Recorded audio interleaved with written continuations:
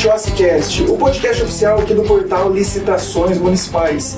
Agradeço à UniCV, nossa parceira, que cedeu esse belíssimo estúdio para gravarmos mais esse episódio sobre a nova lei de licitações. A UniCV, que é a responsável pela nossa pós-graduação em licitações e contratos aqui do portal Licitações Municipais. Instituição que tem 20 anos de existência, uma linda história, com polos espalhados por todo o Brasil e também no exterior. Conceito máximo no MEC e o melhor, a nossa pós-graduação você consegue concluí-la a partir de 4 meses. Na descrição desse vídeo tem um cupom de desconto para você efetivar a sua matrícula ainda hoje.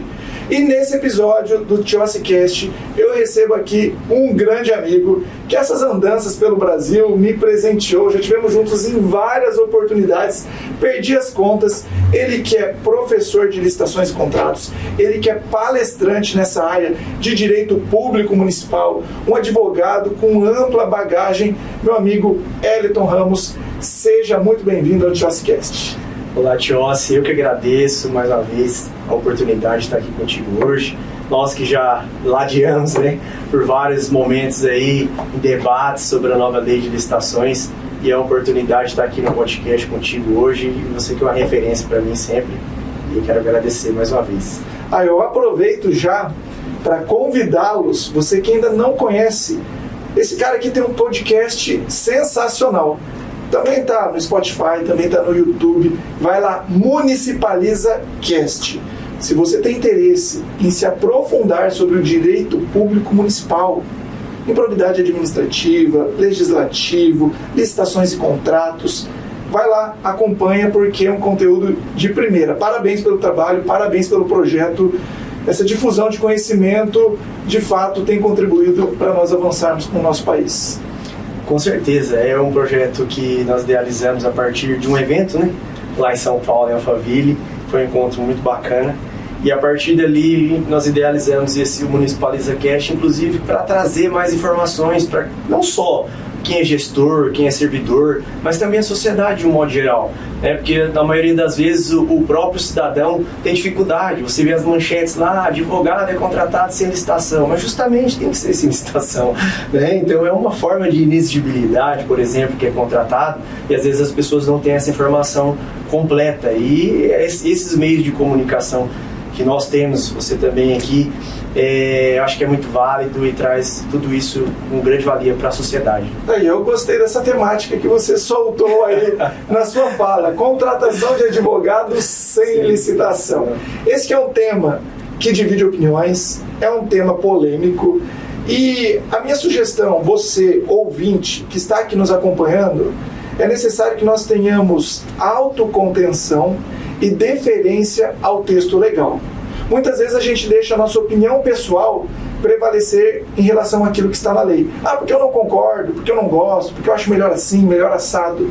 Mas a pergunta é, o que consta na legislação?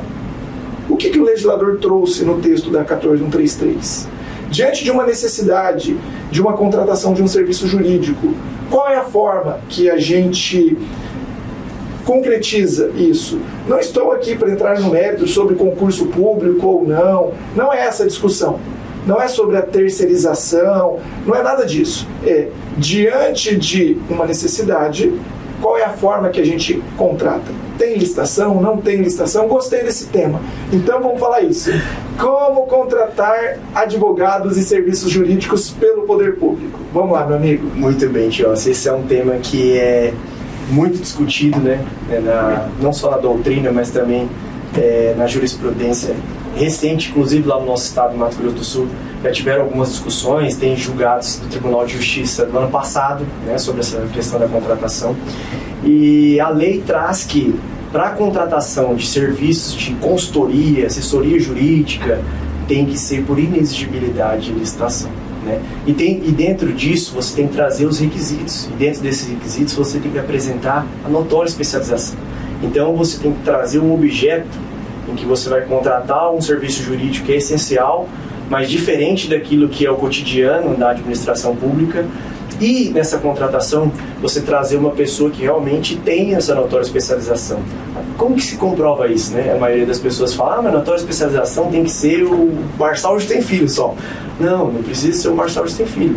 Ele vai trazer ali um arcabouço de documentos e que isso ele vai comprovar que ele tem um atestado de capacidade técnica para desenvolver aquele serviço e realmente com excelência para a administração pública. Esse é um caminho legal para se contratar. Então, por isso que diz, contrata advogado como? É sem licitação? Ela é inexigível. Então, ela não exige uma disputa, não exige a todos aqueles requisitos que tem para um pregão, que tem para uma concorrência e uma disputa de preço. Porque nesse caso aqui não tem como você mensurar o meu preço com o seu preço, mas sim o trabalho que cada um tem e desenvolve ao longo do seu tempo e cada um vai ter o seu valor ali dentro agregado. E você falou do professor Marçal, ele que é uma grande referência, um ícone, tudo que ele construiu ao longo dessa trajetória acadêmica, profissional, e como ele trouxe a 14133 agora, mas em especial a 8666, a 10520 na sua obra, sendo uma obra de cabeceira. E eu confesso para você que eu já perdi um contrato, porque a hora que chegou o processo para o parecerista, ele falou, o Tiossi não tem notória especialização. Ele não é o Marçal Tem Filho. Então, com essas palavras, ele simplesmente deu um parecer contrário, que os requisitos previstos em lei não estavam comprovados com a documentação que eu havia apresentado. E é importante você ter tocado nesse assunto, porque essa é uma pergunta que eu sempre recebo. Como comprovar a notória especialização? Aquilo ali é um rol taxativo, é um rol exemplificativo. A gente precisa reunir todos aqueles elementos que constam na legislação. É necessário que o profissional seja famoso, que seja inquestionável a expertise dele, porque a gente pensa em um país de extensão continental. Nós temos ali regiões totalmente interiores, desprivilegiadas, que estão ali fora dos grandes centros. E a pergunta é, esses grandes juristas, eles teriam interesse, teriam disponibilidade? Os honorários também seriam adequados ao porte desses municípios, desses órgãos contratantes? Então, como que você vê a questão da notória especialização? Bom, Tiossi, eu vejo a notória especialização não de uma forma tão ampla, como você disse aí sobre, por exemplo, o Marçal Tem Filho ter que ir lá na Amazonas para ir numa cidade pequenininha para prestar esse serviço. Se ele tiver que ir lá, por exemplo, ele vai ser um custo muito alto. Ele vai ter despesa de voo, vai ter despesa da hora técnica dele, que realmente com o período em que ele teve toda essa capacitação e ele agregou isso ao currículo dele, ele vai ter o custo. Então vai ser muito maior, a administração vai ficar inviável, talvez, a contratação de um notório especialista nesse sentido. Mas no meu ponto de vista, e assim, olhando ao que a lei traz que você tem que ter a notória especialização e também fala sobre a contratação dos serviços aí intelectuais. Então ela não traz de uma forma exata de que tenha que ser esse notório especialista a nível nacional, mas, por exemplo, lá no nosso estado, nós temos uma comissão dos advogados publicistas, da OAB. Então todos que estão ali são especialistas, ou em direito público, ou em licitações de contratos, ou em direito tributário, entendeu? Então cada um que está ali tem a sua especialidade. E dentro disso, cada um, ao longo do tempo, adquiriu essa experiência. Eu até tratei no podcast com a doutora Luciane Palena, nós tratamos sobre a inexigibilidade de uma forma geral. E aí a gente conversou muito sobre isso. Então, não tem como você comparar um advogado que tem 5, 10, 15, 20 anos de experiência naquela área com um advogado, por exemplo, que acabou de formar. Ele pode até ter um conhecimento, mas ele não tem todo esse arcabouço de documentos, aí através disso você comprova com especialização, atestado de capacidade técnica, que você já prestou esse serviço com excelência para outros órgãos públicos. Você pode ter também através de obras públicas sobre o tema que você fez, artigos científicos que você já publicou, palestras que você fez. Então tudo isso é um arcabouço de documentos que comprovam a sua notoriedade. Então ele é uma referência ali, por exemplo, no estado, não precisa ser a nível Brasil, mas ali no estado todas as pessoas conhecem, identificam ele já teve um artigo publicado no jornal lá de grande circulação do estado, ou participou de alguma entrevista muito importante também. Então tudo isso agrega valor para que ele tenha esse título de notório especialista, é o meu ponto de vista nesse sentido. E veja, é o que consta na legislação. Nós temos ali inúmeros elementos e depende muito do caso concreto. Pode ser que exista algum profissional que academicamente ele tem ali um doutorado, um pós-doutorado, professor de faculdade, mas ele nunca tenha pisado dentro de uma prefeitura. E muitas vezes você tem um outro profissional que tem ali 15 anos de trajetória, de consultoria, de mão na massa, de dia a dia, e às vezes ele tem uma especialização em direito público, em direito administrativo, em licitações e contratos. A pergunta é: como que eu vou licitar para saber qual profissional é melhor? O que tem um currículo acadêmico muito mais elevado ou aquele que não tem um currículo tão agregado, porém ele tem expertise prática? Veja, é nesse ponto que o gestor ele tem a confiança de inferir qual profissional é o mais adequado diante daquela necessidade. Porque quando a gente fala da confiança, não é em razão da amizade. O Hélio é meu amigo, então vou contratar ele pela confiança que eu deposito nele na qualidade de advogado. Não, é em razão do seu currículo, em razão da documentação que você trouxe, que comprova que o seu trabalho é o mais adequado para aquela necessidade em específico. Mas existem vários profissionais notoriamente especializados. Mas isso não chancela a abertura de uma licitação. Eu trago muito, por analogia, a contratação de artista. Qual dupla sertaneja é melhor? Um Bruno Marrone, um Chitãozinho Chororó ou um Jorge Mateus? Veja. Não tem como você mensurar. Não tem critério objetivo. E da mesma forma, o serviço jurídico, porque ele é intelectual, não tem critério objetivo. Então vai muito do gestor analisar a documentação, sentir confiança para efetivar aquela contratação. Mas me diga aí na prática, qual tem sido o maior desafio, o que tem surgido de empecilho, né, de pedra aí no sapato? Como a gente já tinha até comentado sobre isso um outro dia aí, eu acho que o maior desafio, inclusive, é o Ministério Público, né, que a gente tem visto muito isso, principalmente no nosso estado lá, que é um exemplo. Alguns promotores ainda entendem, pela lei 8666, que tinha um requisito que era a singularidade do objeto, certo? Na nova lei não traz isso. A nova lei, se você colocar um Ctrl F lá e pesquisar a palavra singularidade, ela não existe na nova lei de licitações. E alguns promotores ainda entendem que tem que haver singularidade do objeto. A gente entende que tem na notoriedade, mas a notoriedade, nesse caso, ela está relacionada, com certeza, com o objeto que você vai executar. Porque não tem como eu ser especialista em direito público, entender sobre licitações e contratos, e eu tratar sobre o direito portuário, por exemplo, lá no município igual o Ladário, que tem a concessão, por exemplo, e contrataria um notório especialista com todo esse know-how para que fizesse essa concessão do porto ali e tudo mais. Então, como que você vai habilitar a mim, como advogado publicista, em licitações e contratos, para uma contratação dessa? Não tem ligação, né, da minha notoriedade com o objeto que se vai contratar. Mas, de modo geral, como eles trazem, é que o objeto em si tem que ser singular e não que tenha correlação com a pessoa que está sendo contratada, entendeu? Então, acho que isso está tendo uma divergência ainda muito grande. Acho que a gente tem que evoluir ainda muito nesse sentido, porque a nova lei não traz isso. Então, se eu vou ser contratado para ser consultor de um município em licitações e contratos, auxiliar aquela equipe de contratação, né, a equipe de planejamento, a alta administração nesse sentido, o gestor tem que procurar, dentre esses notórios especialistas, alguém que realmente ele vá confiar, né? Até porque é o CPF dele também que vai estar ali, né, futuramente, se tiver alguma questão que ele possa ser responsabilizado, então ele tem que estar sempre atento a um notório especialista. E uma questão importante que eu tinha dito no início, que é sobre julgados, né, do Tribunal de Justiça, principalmente lá do Estado, que o STF também já pacificou essa situação.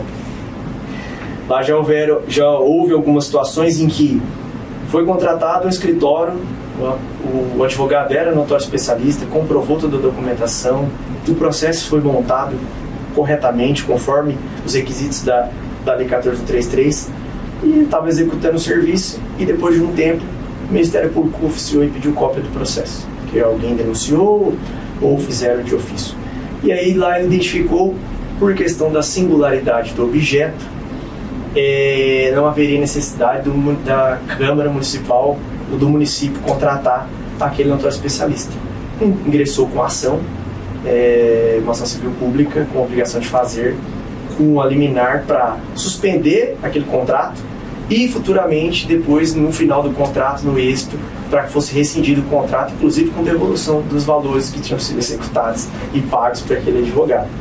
Feito isso, a OAB, ele oficiou a OAB, através da comissão, era presidente na época dos advogados publicistas, nós fizemos um parecer com base, todas as informações que tinha, os julgados que a gente tinha, e com isso nós intervimos no processo judicial também. A OAB entrou como amigos seguros nesse processo, e no agravo de instrumento o Tribunal de Justiça reverteu a decisão que tinha sido pela suspensão inicial na liminar, e o tribunal reverteu, e depois no mérito também do agravo entendeu que não há que se discutir mais singularidade de objeto na Lei 14.133, e com base realmente na decisão do STF, foi uma das bases que o desembargador utilizou para reformar essa decisão.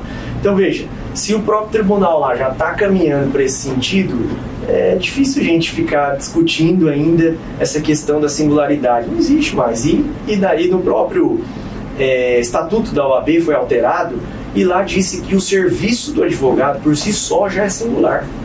Então isso não deveria ser uma discussão que a gente teria que estar aqui novamente tratando sobre isso. Deveria ser algo que está mais pacificado, realmente tratar apenas dos documentos. Se ele tem a notória especialidade, para tudo aquilo, se ele, durante a experiência que ele teve ao longo dos anos, se ele está habilitado realmente para prestar aquele tipo de serviço. E eu percebo a seguinte situação: nós temos tanto para avançar. A sociedade clama por serviço, por eficiência, por gestores que estão ali resolvendo as demandas, só que muitas vezes é necessário nós gastarmos tempo e energia com uma temática que, de certo modo, já seria página virada. Seja por conta da alteração do Estatuto da OAB, pelo regulamento também dos contadores, seja por conta da 14.133. O que eu venho afirmando há muito tempo: a regra não é licitação, tem que acabar com esse discurso.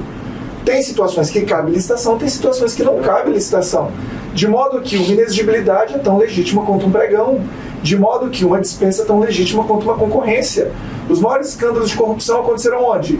Licitações convencionais. Teve disputa, teve competição, mas teve propina, teve caixa 2, teve toma lá da cá. E daí que teve licitação?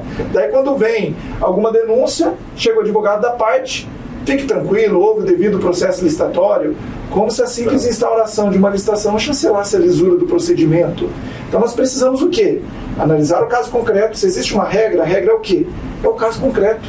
Diante desse caso concreto, quais são as opções que o legislador trouxe? A gente pega lá o 29, parágrafo único. É vedado pregão para serviços de natureza predominantemente intelectual. Joga no PNCP. Vai ver uma imensidão de pregões para objetos dessa natureza. Porque sempre foi feito, porque tem várias empresas, porque é simples. Não, estão desvirtuando. Vamos fazer uma técnica e preço. Técnica e preço seria o quê? Um edital travestido de legalidade, com roupagem de legalidade. Então chega para você, o que você atende, coloca lá no edital, pontua, olha que legal, teve licitação. Pessoal, consultoria, ao meu ver, não é igual comprar esse copo, essa xícara, não é igual comprar água. A gente vai em busca de um profissional que sabe que tem resultado, um profissional que nos inspira confiança e que vai, de certo modo, contribuir com o avanço das demandas daquele município, que vem ao encontro do que você falou, da notória especialização, da confiança e do que consta na legislação. Então é muito sobre isso. É verdade. E essa questão que você disse aí sobre a regra agora, na verdade, não é licitar. Se você parar para pensar, igual você já falou em alguns outros momentos aí, que o maior comprador hoje é o governo. E se você olhar o índice de contratações que tem de dispensa, é muito maior do que os procedimentos normais de pregão, de concorrência. E está tudo bem. E está tudo bem. São opções que o legislador trouxe. Tem bagagem ali prevista na 14.133. Nós temos a Constituição Federal, no próprio inciso 21 do 37, que traz as possibilidades de contratação direta. O que nós precisamos é o quê? Descriminalizar a licitação como um todo, em especial contratação direta. Porque parece que, quando faz um pregão, Legal. Quando faz uma concorrência, legal. Agora, fez uma dispensinha, que seja de pequeno valor. Fez uma inexigibilidade, cuidado. Vai chegar a Polícia Federal, GAEC, Tribunal de Contas. Não. Nós temos que ter a tranquilidade do servidor público instruir uma contratação direta da mesma forma que tem uma licitação convencional. E se é necessário terceirizar um serviço jurídico para uma demanda, seja por carência de material humano, seja por inexistência de servidores com habilidade técnica sobre aquela área, eu sempre digo que o que chancela é o que? O interesse público. Ah, mas tem corpo efetivo. Já temos decisões de tribunais superiores que o próprio STF, a simples existência de um corpo efetivo não veda a terceirização. Então veja, e no âmbito da nova lei de licitações temos algumas decisões interessantes. O STJ tem decisão de 2022 que traz sobre a supressão da singularidade. O TCE de Minas Gerais respondeu uma consulta que hoje são apenas 2 requisitos, é a notória especialização e é o serviço de natureza predominante intelectual, ou seja, singularidade morreu, deixa ela adormecer com a 8666, para de carregar esse peso, vamos avançar. A gente não consegue avançar com coisas importantes porque insistem em bater nesse tema que está superado, porque não concordam. Não é uma questão de concordar ou não, é uma questão de deferência ao texto legal e de autocontenção.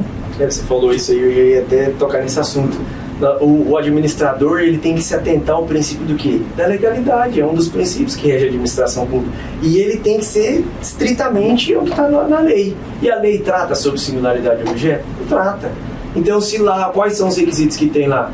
Notória especialização, o serviço tem que ser predominantemente intelectual. Então, se você está preenchendo todos esses requisitos para uma inexigibilidade, então não há licitação, porque ela é inviável para esse tipo de serviço. Então, eu acho que está evoluindo, está devagar ainda, eu acredito, mas nós estamos avançando muito com relação a esse tema. E lá na OAB nós tivemos muito debate sobre isso. A criação da comissão lá foi muito importante na época. Tivemos debates com o Ministério Público, Tribunal de Contas, Tribunal de Justiça.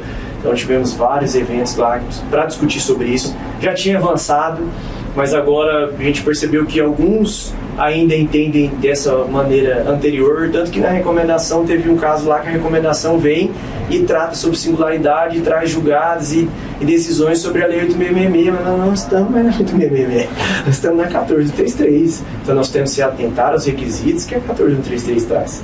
Então eu acho que basicamente é isso, Tiossi, nós temos que continuar avançando, a lei está aí, eu acho que foi um avanço muito grande na nova lei de licitações, desburocratizou, eu acho, muitas coisas, principalmente essa questão da dispensa que você falou.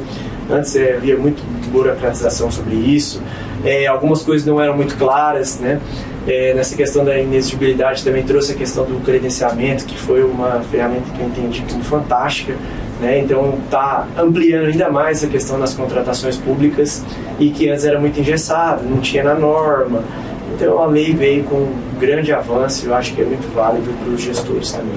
Meu amigo, você que foi presidente da Comissão da Advocacia Publicista lá no estado do Mato Grosso do Sul, na OAB, fala um pouquinho mais sobre esse projeto, porque eu acho que é importante para que outros advogados se mobilizem para eventualmente constituírem comissões dessa natureza, porque isso fortalece a classe, isso faz com que o debate seja rico, onde a gente consiga de fato se aprofundar sobre temáticas complexas e abrir um diálogo institucional entre OAB, Ministério Público, Tribunal de Contas, Poder Judiciário, Poder Legislativo. Então fala um pouquinho da sua participação enquanto presidente da comissão e como isso, no campo prático, contribuiu com o avanço dessa temática.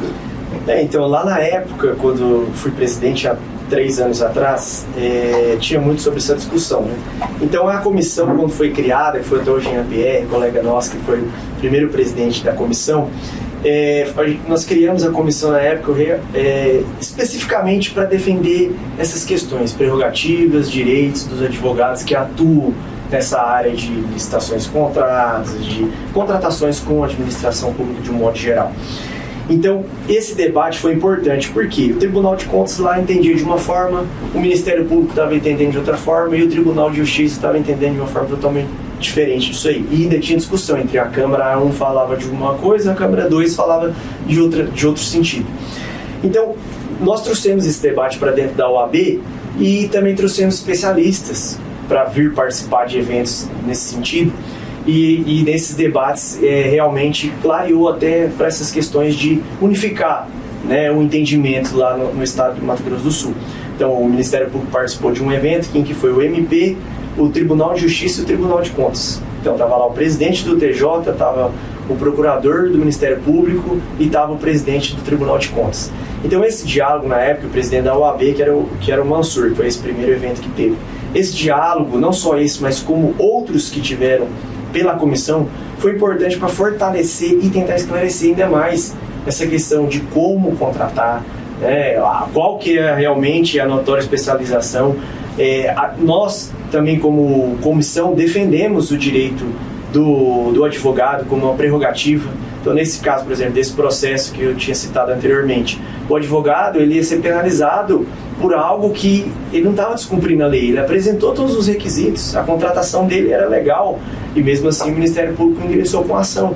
E aí o que acontece? O papel da comissão foi muito importante, porque a comissão exarou um parecer pela comissão com diversos especialistas ali, com notória especialização também do Estado, e houve esse parecer e foi juntado nessa ação, e disso ocorreu com que lá no final tivesse o êxito, o advogado, e ele não fosse penalizado e o contrato dele está vigente. Acho que até hoje ele está atendendo o município lá. Então o papel da comissão é muito importante com relação a isso, defender o direito do advogado publicista. Então você que é de um estado em que às vezes não tem essa comissão e que atua nessa área, busque os colegas que são da área de direito público e que atuam, né, para a administração pública, e fortaleça esse debate que é muito importante, não só para a administração como um todo, mas para todos os advogados. Muito bom, inclusive com nota técnica, né? Vocês fazem estudos ali, emitem notas técnicas. Isso, teve uma nota recente, tem uma semana agora atrás, que foi referente a essa questão dessa discussão que estava tendo lá sobre a singularidade de objeto da contratação ainda de escritórios de advocacia pelo poder público. Então houve uma nota técnica em que participou o presidente da OAB, toda a comissão, todos assinaram, essa nota foi publicada e lá tem todos os requisitos, tem julgados, trazendo todas as informações, inclusive para que possa embasar uma defesa de um advogado futuramente, né, que seja contestado pelo Ministério Público ou um Tribunal de Contas do Estado. Então essa nota técnica também é muito importante, que a comissão traz isso para fortalecer ainda mais o papel do advogado perante a administração pública como um notório especialista. Aí, muito bom. Você que é advogado, você que atua na área pública, que tem interesse em constituir uma comissão dessa natureza, já manda mensagem aqui para o nosso convidado e me passa quais são suas redes sociais, onde o nosso público te encontra para consultoria, para palestra, para cursos em company ou mesmo para a explicação do passo a passo de constituição de uma comissão dessa. Bacana, Tios. As minhas redes sociais é @, Eliton Carlos ADV, @municipaliza_cast, que é o nosso podcast que você também pode acompanhar. E também tem o do nosso escritório, que lá você pode ver todo o trabalho que a gente tem, que é @RamosGomesADV, e lá você acompanha também o trabalho que a gente fez perante a comissão, né, o trabalho que a gente faz também junto com o Municipaliza Cast, os artigos que a gente já publicou, os eventos que a gente já participou, e também se tem interesse para alguma contratação em específico, nós estamos sempre à disposição. Muito bom. E uma mensagem final para esse nosso público diante dessas inúmeras possibilidades na 14133, início de mandato, o que você gostaria de deixar? A mensagem que eu deixo são dois viés que eu vejo, né, principalmente na Lei 14.33, que é o planejamento e a capacitação. Eu acho que essas são questões primordiais que o gestor tem que se atentar, os servidores também têm que se atentar, porque isso futuramente, por uma responsabilidade, né, para responsabilizar um gestor, um servidor nesse sentido, se ele tem uma capacitação e se ele planeja bem as contratações públicas, com certeza ele vai evitar muito esses problemas e também se resguardar com relação aos órgãos de controle, principalmente o Ministério Público e Tribunal de Contas. Então, capacitar, eu acho que para mim é o principal, né? Até porque se o gestor vai depois futuramente cobrar algo de um servidor, de um fiscal que fiscalizou errado uma obra, aí você vai olhar, será que ele tem a capacitação técnica para aquilo? O gestor deu realmente tudo o que precisava, capacitou aquele servidor para que ele pudesse realmente fiscalizar aquela obra e trazer realmente os pontos que entende que estão divergentes do que foi contratado? Então, acho que tem que capacitar até para que ele também fique respaldado em uma eventual responsabilização de um contrato, de uma glosa, de uma multa perante os órgãos de controle. Então, eu acredito que é isso. E a lei veio realmente para ajudar, não foi para piorar, não. Muito bom, meu amigo. Queria agradecer a sua simpatia, ter aceito o convite, para brindar o nosso público aqui com toda a sua expertise. As portas estão sempre abertas aqui. Acredito que esse é um dos inúmeros temas que ainda... e o primeiro que abordaremos aqui nessa nossa jornada. Obrigado pela parceria de sempre, obrigado pela amizade. Você é um cara sensacional. Acredito que a maior virtude não é o profissional, e sim a pessoa que você é, a trajetória que você vem construindo, o legado que você vem deixando. Então, parabéns. E siga nesse caminho, porque Deus tem te abençoado e esse nosso público só tem a agradecer por existirem pessoas como você. Eu que agradeço, Chos, não só pelas palavras, mas pela amizade, pela parceria. Nós que ao longo desse pouco tempo aí, mas deve ter uns 5 a 6 anos aí que a gente se conhece, sempre participamos de eventos, trocamos ideias. Você já foi lá para o estado a convite da própria comissão quando fui presidente, foi um evento magnífico. E você inspira pessoas, e isso para mim é uma referência. Então, desde quando eu te conheci, quando você foi lá através do convite do João Paulo na época para a comissão de direito administrativo, nos conhecemos lá e dali partiu uma amizade que realmente é verdadeira e que a gente tenta realmente trazer essas questões para as pessoas, e são pessoas que têm realmente ligação e que é humano, né? Que entende realmente o que as pessoas precisam e sempre estende a mão para os amigos. E não digo isso é questão de dinheiro, não. Você realmente é um companheiro que sempre que você pode ajudar alguém também para alavancar na sua carreira, eu já vi você fazer isso várias vezes com vários amigos, e agradeço imensamente ao seu trabalho também, que quando a gente tem algumas discussões, a gente troca ideia e isso enaltece ainda mais nosso profissional. Muito obrigado. Obrigado, meu amigo, pela gentileza, pela deferência. Esse foi mais um TiosiCast. Já aproveita, siga as redes sociais da UniCV, unicv.centro universitário, se mantenha atualizado em relação às oportunidades de graduação, de pós-graduação. Inclusive, na descrição desse vídeo tem um cupom de desconto para você se matricular hoje na pós-graduação da 14133. Se você está aqui nos assistindo pelo YouTube, já se inscreva no canal, já ative as notificações para não perder nenhum episódio. Da mesma forma, você que nos ouve pelo Spotify, também siga o TiosiCast. Já pega o link agora e encaminha para a primeira pessoa que veio na sua cabeça, pois esse conteúdo certamente será disruptivo. E se você gostou, coloque lá 5 estrelinhas para que o nosso conteúdo alcance mais pessoas. Então, muito obrigado e até o próximo TiosiCast. Valeu!